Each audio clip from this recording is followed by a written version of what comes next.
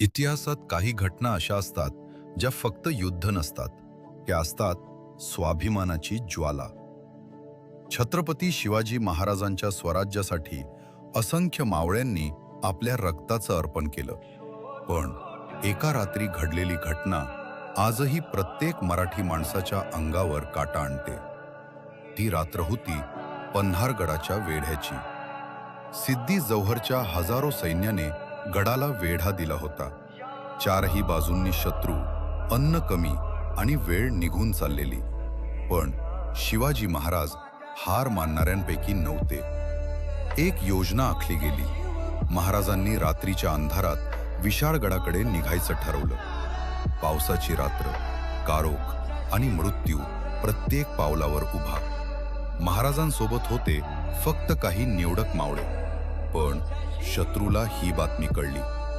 सिद्दी मसूद हजारो सैनिक घेऊन पाठलाग करू लागला.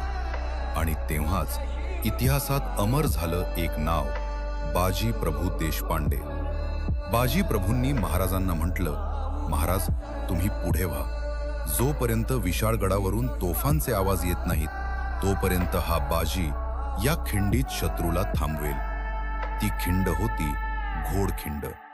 आणि तिथे सुरू झाला मरणालाही थरकाप उडवणारा संग्राम. फक्त 300 मावळे आणि समोर हजारो शत्रू. तलवारींचे आवाज, रक्ताने लाल झालेली जमीन आणि हर हर महादेवच्या गर्जना. बाजी प्रभूंच्या शरीरावर वार होत होते, रक्त वाहत होतं. पण त्यांच्या हातातील तलवार थांबत नव्हती. कारण त्यांना माहिती होतं, महाराज सुरक्षित पोचणं हेच खरं स्वराज्य. तासामागून तास गेले.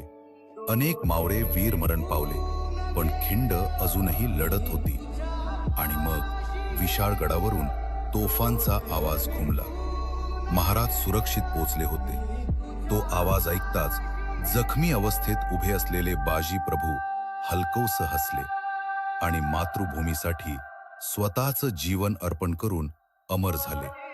त्या दिवसानंतर घोडखिंड ओळखली जाऊ लागली, पावनखिंड म्हणून. कारण त्या मातीत मिसळलेलं होतं मावळ्यांचं पवित्र रक्त. कवी कुसुमाग्रजांनी लिहिलेल्या ओळी आजही प्रत्येक मराठी माणसाच्या रक्तात ज्वाला पेटवतात. वेडात मराठी वीर दौडले सात, म्यानातून उसळे तलवारीची पात.